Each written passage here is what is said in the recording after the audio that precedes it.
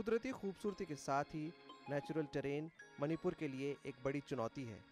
वैसे तो आप इम्फाल तक फ्लाइट से पहुंच सकते हैं, लेकिन उसके आगे सड़क का ही सहारा लेना पड़ता है। बारिशों में लैंडस्लाइड की वजह से काफ़ी मुश्किल आती है, लेकिन अब फिकर नॉट, आपकी सेवा में हाजिर है उड़न खटोला।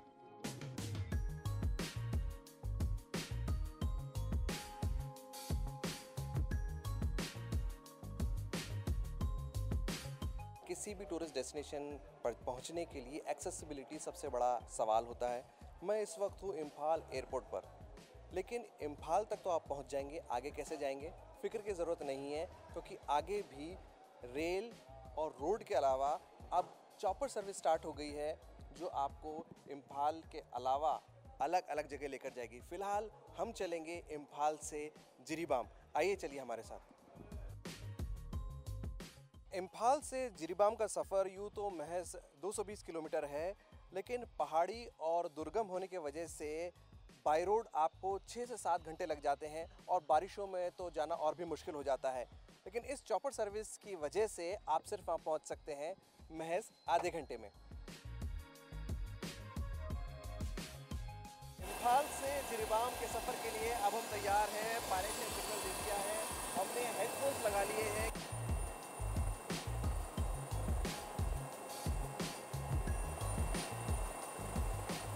हमारा हेलीकॉप्टर ज़मीन से ऊपर उठ चुका है और हमारी उड़ान जिरीबाम के लिए शुरू हो गई है, इसलिए आप भी उड़ान का मज़ा लीजिए।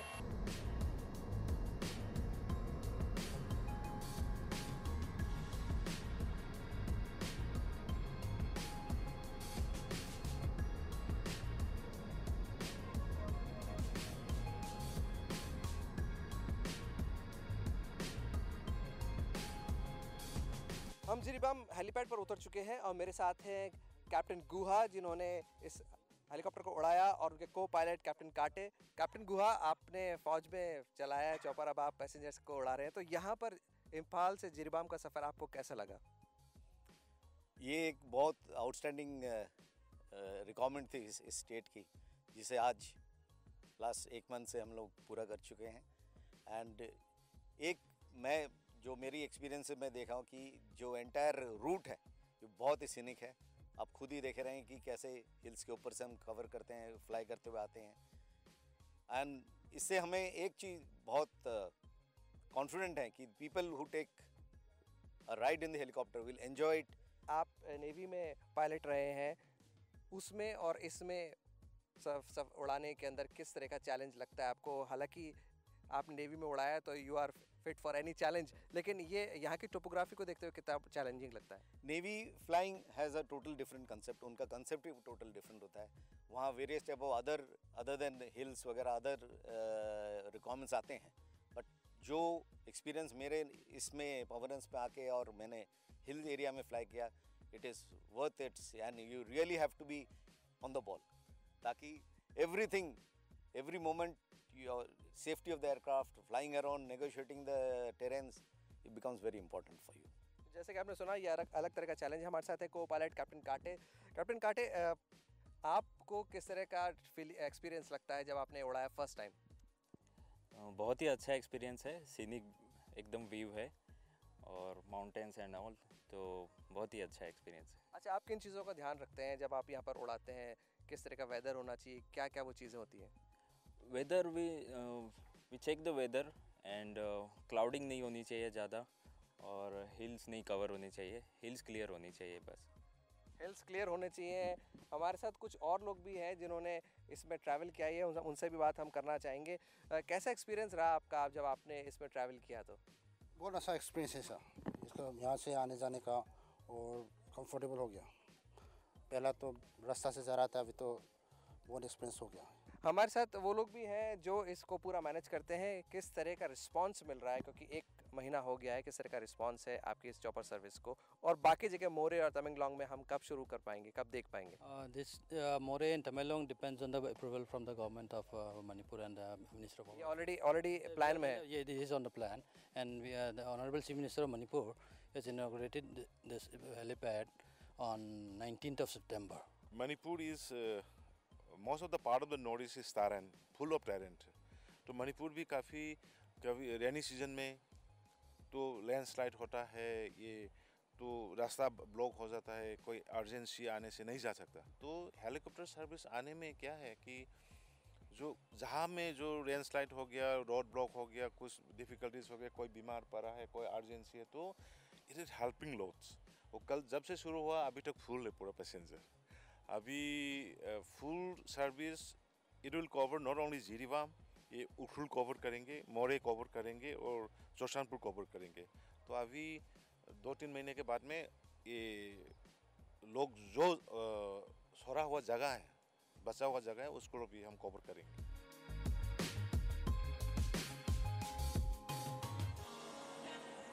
जिरीबाम से हम लौटकर वापस इम्फाल आ गए हैं। जिस जगह जाकर आने में कम से कम 2 दिन लगते थे, अब वहाँ लगता है सिर्फ 1 घंटा। ये सर्विस मेडिकल इमरजेंसी के लिए बहुत अच्छी है और इसे कहते हैं न्यू इंडिया की ओर एक और बेहतर कदम। हेलीकॉप्टर राइड के बाद अब वक्त हो चला है बोट राइड का। जी हाँ, आसमान से उतरकर अब चलते हैं पानी पे।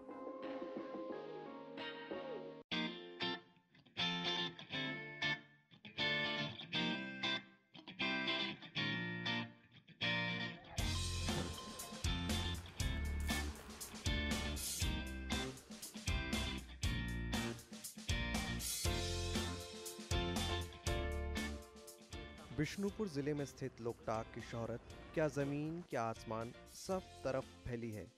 जी हाँ, आसमान। हवाई जहाज़ से जब आप इम्फाल का सफ़र तय करेंगे तो आपको ऊपर से ही दूर दूर तक फैली खामोश झील का मनोरम नज़ारा दिखेगा। मैं आ गया हूँ उस झील पर जिसके बारे में मैंने आपको बताया था, जो पूरे नॉर्थ ईस्ट की शान है। वजह है ये झील नॉर्थ ईस्ट की लार्जेस्ट फ्रेश वाटर लेक है, यानी कि ताज़े पानी की झील। ये 287 स्क्वायर किलोमीटर में फैली हुई है। आइए चलते हैं अंदर, बोट में हम जाएंगे और आपको दिखाएंगे खूबसूरत नज़ारे झील के।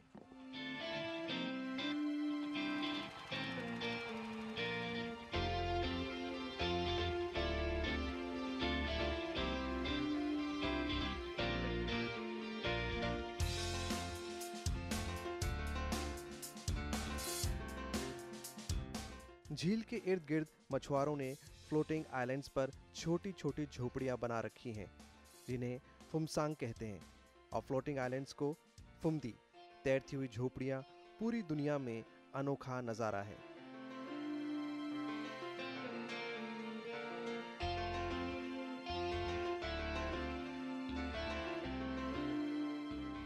झील में करीब 1 किलोमीटर अंदर हम पहुंच गए हैं और मेरे साथ है श्याम, जो पीढ़ियों से झील में मछलियां पकड़ रहे हैं। आप देख सकते हैं ये अनोखा तरीका है। झील के चारों तरफ एक ऐसा गोला बनाया जाता है और फिर वो उसमें मछली पकड़ते हैं।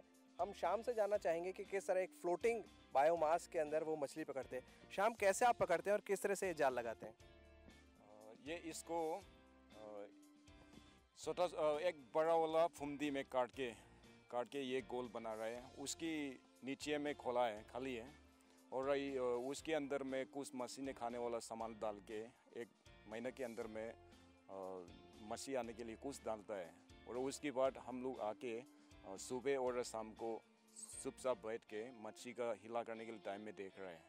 और वो लोग ने ज़्यादा हिला करने के लिए टाइम में हम लोग ये जाल बना के उसके नीचे वाला तो क्या वो पत्थर तो जैसे कि आपने सुना, श्याम अपनी हिंदी में स्ट्रगल ज़रूर कर रहे हैं, लेकिन उन्होंने हमें पूरा समझा दिया है। इसको फुमदी कहते हैं। मैंने आपको बताया था फ्लोटिंग बायोमास जो ये हिलता है, इसको एक घेरा बनाया जाता है चारों तरफ और फिर जाल लगाया जाता है और 1 महीने का इंतज़ार किया जाता है और फिर उनको मालूम हो जाता है कि मछली का मूवमेंट हो रहा है और तब इसको निकाला जाता है।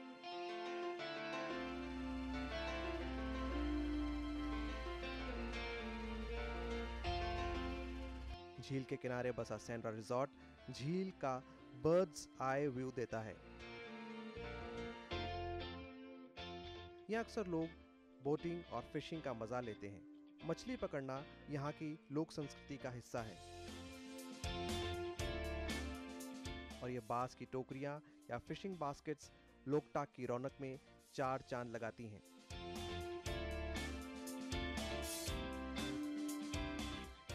उत्तर पूर्व की सबसे बड़ी ताज़े पानी की झील लोकटाक एक पॉपुलर टूरिस्ट डेस्टिनेशन है।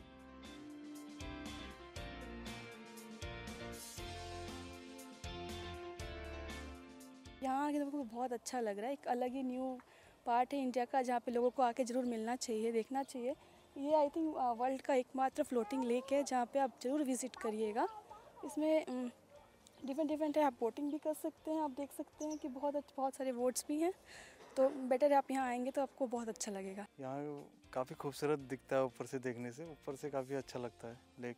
और क्या कहते हैं, बोटिंग करना, यहाँ पे मज़ा करना और इन्जॉय करना। It shows that the people are started coming even from the abroad, foreign countries से। तो इसमें इकोनॉमिकली बहुत मतलब बूस्ट दे रहा है।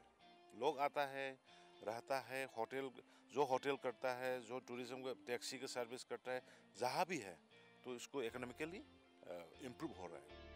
पब्लिक प्राइवेट पार्टनरशिप पर बना सैंडल रिजॉर्ट आजकल टूरिस्ट को बहुत पसंद आ रहा है।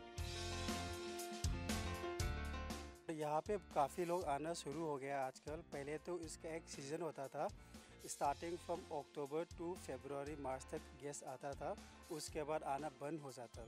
लेकिन आजकल इसका जो पॉपुलैरिटी है बहुत अच्छा हो गया है और मोस्टली नॉर्दर्न साइड से बहुत गेस्ट आते हैं एज ए टूरिस्ट।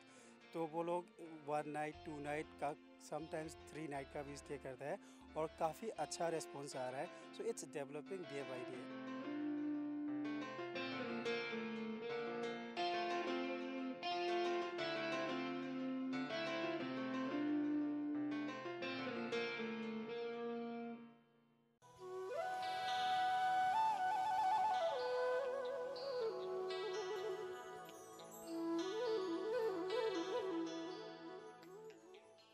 नमस्कार। क्या भैया? सेप्टिक टैंक शौचालय के लिए। सेप्टिक टैंक, ये जब भर जाएगा तो कचरा कहाँ फेंकोगे? फिर से लौटा यात्रा शुरू। सुनिए, 2 गड्ढों वाले शौचालय के बारे में सुना है? नहीं सुना? आइए समझाते हैं। देखिए, 2 गड्ढा बनाइए। पहले वाला जब मल से भर जाएगा ना तो ये चालू हो जाएगा और साल भर के अंदर इसके अंदर जो मल है ये खाद बन जाएगा, इसे खाली कर दीजिए। इसी तरह शौचालय जो है वो आजीवन चलता रहे, न बीमारी फैलेगी न बदबू।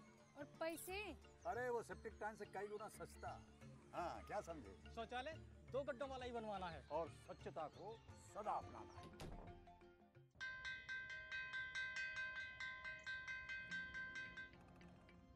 पहला अक्षर अ रट लो तो व से एक विद्वान होगा, पक्की होगी बुनियादें तो ह से हिंदुस्तान होगा। पहले करो शुरुआत करो तो पक्की बात करो। वंडर सीमेंट, एक परफेक्ट शुरुआत। धीरे धीरे सब जान गए हैं कि हम जैसे बिना MRP, वजन और यूज बाय डेट लिखे हुए पैकेट गलत हैं। हाँ, तभी तो कोई हमें अपने साथ नहीं ले जाना चाहता है। उम्मीद मत छोड़ो पैकेट भाई, कोई तो होगा ही जिसे दुकानदार चाचा बेवकूफ बना लेंगे। सही पैक पर वस्तु की कीमत, वजन, निर्माता कंपनी का नाम तथा इस्तेमाल की तारीख जरूरी है। आप बताइए, आप जानने वालों में से हैं या बेवकूफ़ बनने वालों में से? जागो ग्राहक जागो। नमस्कार। क्या भैया? सेप्टिक टैंक शौचालय के लिए। सेप्टिक टैंक, ये जब भर जाएगा तो कचरा कहाँ फेंकोगे? फिर से लौटा यात्रा शुरू। सुनिए, 2 गड्ढों वाले शौचालय के बारे में सुना है? नहीं सुना? आइए समझाते हैं। देखिए, 2 गड्ढा बनाइए। पहले वाला जब मल से भर जाएगा ना तो ये चालू हो जाएगा और साल भर के अंदर इसके अंदर जो मल है ये खाद बन जाएगा, इसे खाली कर दीजिए। इसी तरह शौचालय जो है वो आजीवन चलता रहे, न बीमारी फैलेगी न बदबू। और पैसे? अरे वो सेप्टिक टैंक से कई गुना सस्ता। हाँ, क्या समझे? शौचालय 2 गड्ढों वाला ही बनवाना है और स्वच्छता को सदा अपनाना है। क्या आप जानते हैं, बाजार से खरीदी गई वस्तु या ली गई सेवाओं के बदले बिल न देने पर, किसी भी वस्तु की उसकी अधिकतम खुदरा मूल्य से अधिक कीमत लेने पर, गलत या भ्रामक विज्ञापन देकर वस्तुओं को बेचने पर, खाद्य पदार्थों में मिलावट पाए जाने पर, आप अपनी शिकायत कंपनी के ग्राहक सेवा केंद्र से कर सकते हैं। शिकायत का ब्यौरा अपने पास संभाल कर रखें। यदि आपकी शिकायत नहीं सुनी जाती तो नेशनल कंज्यूमर हेल्पलाइन पर संपर्क करें। नमस्कार। क्या भैया? सेप्टिक टैंक शौचालय के लिए। सेप्टिक टैंक, ये जब भर जाएगा तो कचरा कहाँ फेंकोगे? फिर से लौटा यात्रा शुरू। सुनिए, 2 गड्ढों वाले शौचालय के बारे में सुना है? नहीं सुना? आइए समझाते हैं। देखिए, 2 गड्ढा बनाइए। पहले वाला जब मल से भर जाएगा ना तो ये चालू हो जाएगा और साल भर के अंदर इसके अंदर जो मल है ये खाद बन जाएगा, इसे खाली कर दीजिए। इसी तरह शौचालय जो है वो आजीवन चलता रहे, न बीमारी फैलेगी न बदबू। और पैसे? अरे वो सेप्टिक टैंक से कई गुना सस्ता। हाँ, क्या समझे? शौचालय 2 गड्ढों वाला ही बनवाना है और स्वच्छता को सदा अपनाना है।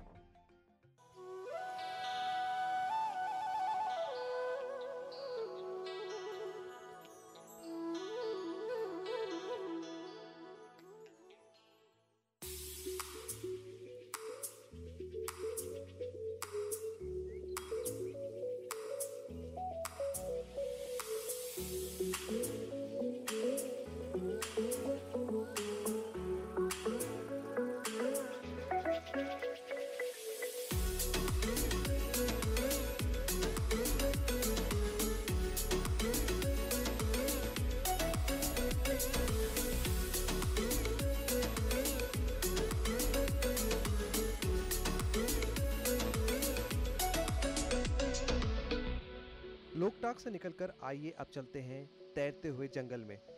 ताज्जुब हो रहा है? जी हाँ, लोकटाक पर बसा कायबुल लामजाओ नेशनल पार्क सांगाई हिरण का घर है। इसे सांगाई का लास्ट नेचुरल हैबिटाट भी कहते हैं। इस वेटलैंड में सांगाई की एक झलक पाने के लिए लोग बेताब रहते हैं।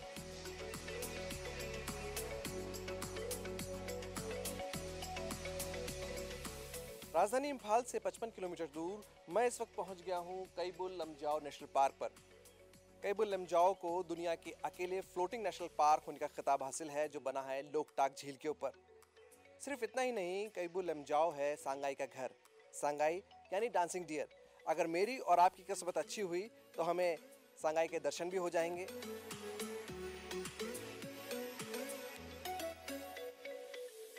सांगाई एक बहुत ही शर्मीला जानवर है जो इंसानों की आवाज़ सुन के उनको देखते ही दूर भाग जाता है। जैसे कि मैंने आपको बताया था, ये एक फ्लोटिंग नेशनल पार्क है, दुनिया का अकेला, अनोखा। हम कोशिश करेंगे उसके नज़दीक जाने की नाव के ज़रिए, क्या मालूम हमें उसका दीदार हो जाए। नॉर्थ ईस्ट की तरह नेशनल पार्क में भी विमेन एम्पावरमेंट है। 251 सांगाई में से 134 फीमेल है। हुआ ना ताजुब आपको? आइए चलिए हमारे साथ नाव के सफ़र पे।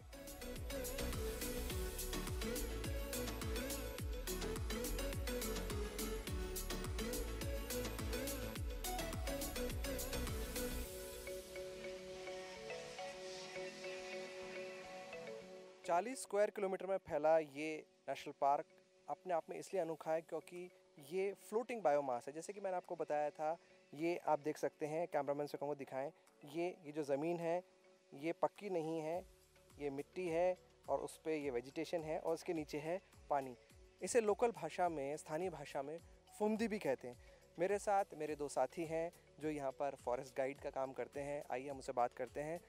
इस नेशनल पार्क के अंदर जो सांगाई का एक अनोखा रूफ होते हैं, वो तैरता हुआ फुंदी के ऊपर वो चल पा सकता है। और ये जो जगह है ये एक तैरता हुआ फुंदी नाम बायोमास चीज़ है सर। अच्छा, जैसा कि आपने बताया कि जो सांगाई है उसकी खासियत है कि वो इस तरह से जो फ्लोटिंग बायोमास है उस पर वो आराम से चल सकता है, जबकि बाकी जानवर नहीं चल पाते। और मैं आपको ये भी बता दूं, यहाँ पर जानवर तो हैं लेकिन कार्निवोर्स नहीं हैं, तो सांगाई को कोई ख़तरा नहीं है। सांगाई बाकी डियर से किस तरह से डिफरेंट है? ये जो सांगाई है ना, उसका रहने का हैबिटेट और उसका हैबिट है ना, वो कोई दूसरे डियर जैसा हिरन से बहुत अलग होते हैं। किस तरह से अलग होता है? वो इस स्वाम जगह में रह सकते हैं और वो जो हिली जगह में रहते हुए वो डियर है ना, वो उससे अलग होता है। यानी कि स्वैम्प के अंदर सिर्फ सांगाई रह सकता है। अच्छा, सांगाई के एंटलर्स बाकी डियर से किस तरह डिफरेंट होते हैं? हाँ, सांगाई का एंटलर सी जैसा एंटलर होते हैं, वो सी शेप जैसा एंटलर होते हैं। और बाकी एंटलर में भी टिग्मा ऐसे ही डिफरेंस होती है। यानी कि इन्होंने बताया कि जो उसके एंटलर्स हैं यानी कि सींग है वो सी शेप में होता है, जैसे आप मेरा हाथ को देख सकते हैं सी। और बाकी जो हिरन होते हैं उनके एंटलर्स होते हैं इस शेप के अंदर, ऐसे निकलते हैं। उसका एंटलर उसके आईब्रोज से निकलता है। हाँ हाँ। तो जैसे कि आपने सुना, जो बाकी जो हिरन हैं उनके एंटलर्स सर पे से निकलते हैं, लेकिन जो सांगाई है उसका सी शेप का होता है और यहाँ ऐसे उसके आईब्रोज जो भौहें हैं उसके ऊपर से ऐसे एंटलर्स निकलते हैं। और अपने आप में ये बहुत ही खूबसूरत जानवर है। सांगाई की हिफाजत के लिए फॉरेस्ट डिपार्टमेंट ने यहाँ पर फॉरेस्ट गार्ड्स भी रखे हुए हैं। बाइनोकुलर्स के ज़रिए उसको ट्रैक करते हैं, बोट्स के ज़रिए उसको ट्रैक करते हैं। और ये सारी चीज़ें इसलिए करनी पड़ती क्योंकि सांगाई पहचान है मणिपुर की, और इसलिए भी ज़रूरी है कि उसकी पूरी हिफाजत की जाए।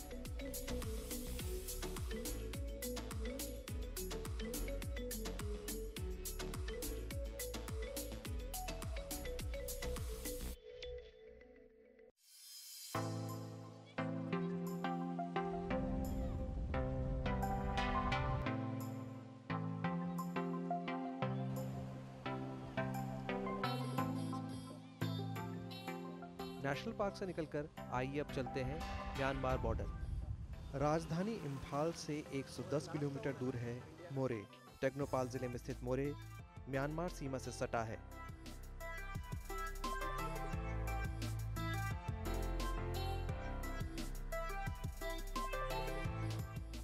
बॉर्डरिंग टाउन होने की वजह से मोरे में भारत और म्यांमार की संस्कृतियों का संगम देखने को मिलता है।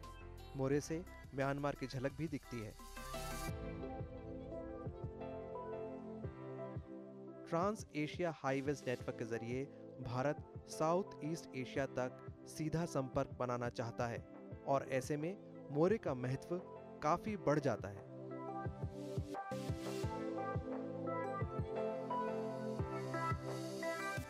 मैं इस वक्त मीनल नदी के ऊपर बने इंडिया म्यांमार फ्रेंडशिप ब्रिज के मुहाने पर खड़ा हूँ। आप देख सकते हैं इस फ्रेंडशिप ब्रिज का इस्तेमाल रोज़ाना काफ़ी सारे लोग म्यांमार से भारत आने में और भारत से म्यांमार जाने में इस्तेमाल करते हैं। ये जो बॉर्डर एरिया के लोग हैं इस ब्रिज का इस्तेमाल अपने बिजनेस करने के लिए करते हैं और ये ब्रिज सीधा जाता है म्यांमार और फिर उसके आगे साउथ ईस्ट एशिया। तभी मणिपुर को कहा जाता है gateway to South East Asia.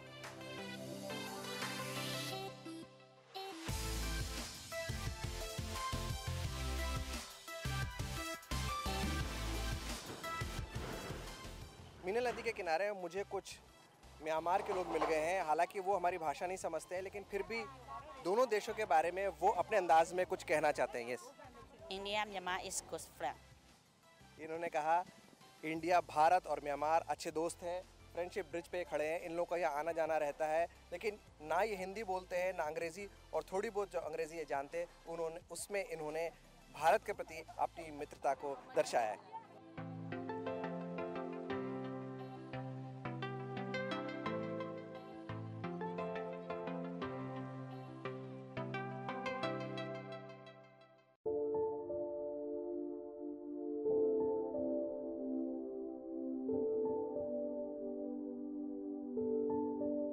मोरे से निकलकर आइए अब चलते हैं अनानास यानी पाइनएप्पल की दुनिया में। मणिपुर की आबोहवा अनानास की खेती के लिए बहुत मुफीद है।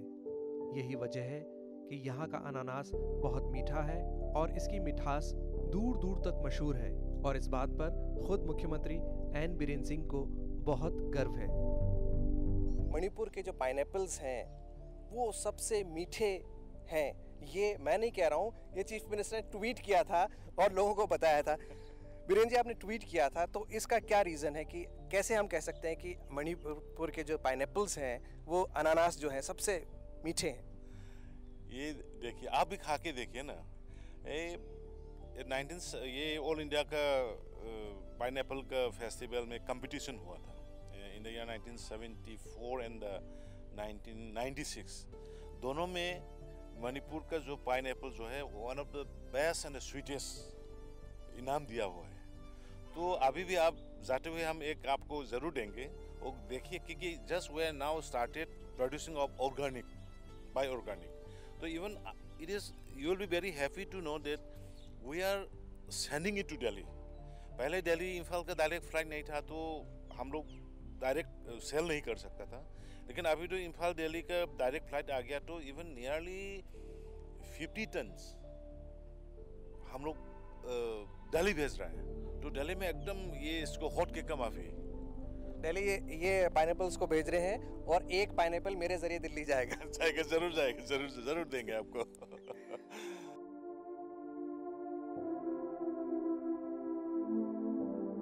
सेकेंड एपिसोड में आपने देखी मणिपुर की कुदरती रौनक।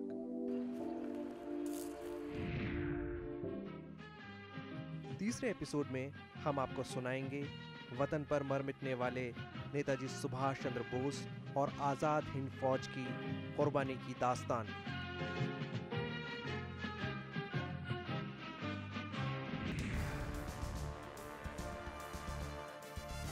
आपको बताएंगे क्यों मणिपुर फुटबॉल और वेट लिफ्टिंग का सरताज है।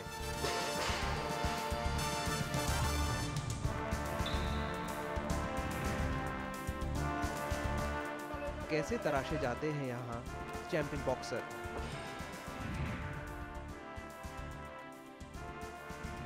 और क्यों कहलाता है मणिपुर किंग ऑफ स्पोर्ट्स का जनक।